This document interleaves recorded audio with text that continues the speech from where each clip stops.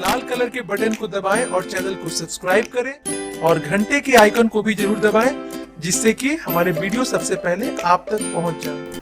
भैया हो अक्षरा सिंह के ये डैशिंग लुक देखकर रुआ सबे हो जाए आश्चर्य। जी हाँ भैया, लेके आ गई बनी खबर। वीडियो के पूरा लाइक करी, वीडियो के शेयर करी, दिल के दुगो बात कमेंट करी, लास्ट तक वीडियो के देखी, बहुत कुछ बताए वाला बनी खबर में।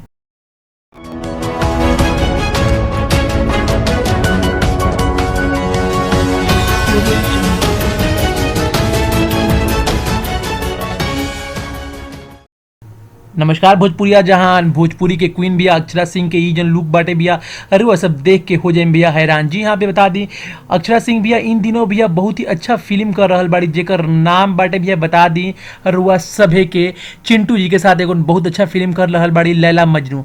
और बता दी भैया ई जौन भैया डैशिंग लुक बाटे भैया ओकरे आइटम सॉन्ग के हटे, जौन की भैया लैला मजनू के शूटिंग अभी लखनऊ में इन दिनों चलता। और ये फोटो भैया अक्षरा सिंह अपन सोशल नेटवर्किंग के द्वारा शेयर के रही, और शेयर के बाद में भैया खूब लोग पसंद कैले, खूब फैंसी फोटो के पसंद कैले, और खूब भैया ढेर सारा शेयर भइल व्हाट्सएप पे, फेसबुक पे, इंस्टाग्राम पे। और बता दी भैया अक्षरा सिंह आए दिन भैया अपन नया लुक खातिर भैया फेमस रहेली। हालांकि भैया हम ये कहम कि अक्षरा सिंह के काम देख के भैया बहुत अच्छा लागेला, काहे कि भैया बहुत ही मेहनती कलाकार है और बहुत ही पॉजिटिव कलाकार है। हमेशा भैया एक अच्छा जन एनर्जी बाटे भैया भोजपुरी कलाकार में उ चाहेली फैलावल। हालांकि उनकर जन काम बाटे भैया बहुत ही अच्छा बा, उम्मीद करते नहीं भैया ऐसे ही आगे बढ़त रहस, और वह सबके आशीर्वाद भी बहुत जरूरी बस है।